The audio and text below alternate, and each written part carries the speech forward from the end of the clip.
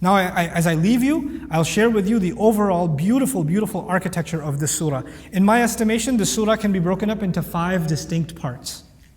The first part, if you remember, were people questioning Judgment Day. عَمَّا يَتَسَاءَلُونَ عَنِ النَّبَإِ الْعَظِيمِ الَّذِي هُمْ فِيهِ مُخْتَلِفُونَ. That passage, right? That's one passage. Then Allah described how this life was created in pairs, and pairs create new life. And He made us look all around us, the mountain, the earth, the sleep, the tent, all of it, right?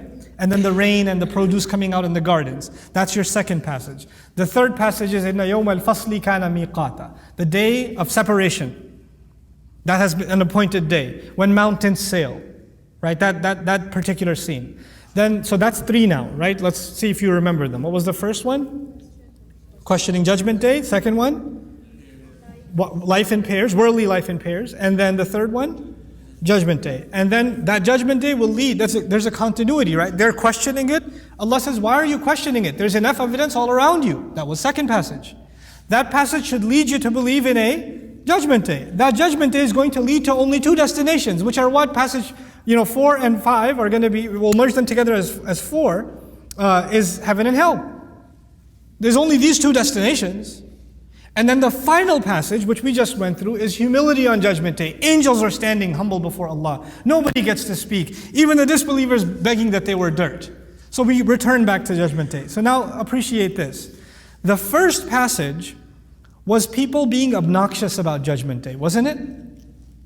And by the last passage, they're humble. Nobody speaks. لا يملكون منه خطابا يقول الكافر يا ليتني كنت ترابا وقال صوابا. No more nonsense. No more asking sarcastic questions. Everybody says the right thing. Nobody speaks nonsense anymore.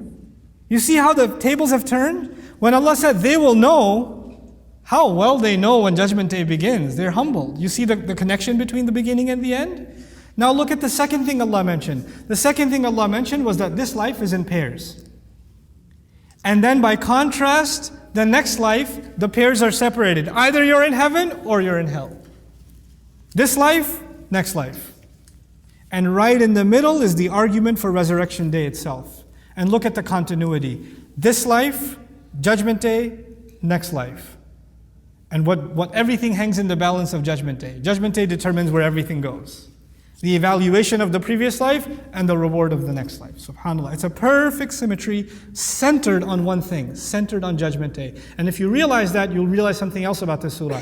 It began with Judgment Day, questioning it. It ended with Judgment Day, the humility of it. And the center of it is also Judgment Day. It's this perfect literary symmetry in the Quran.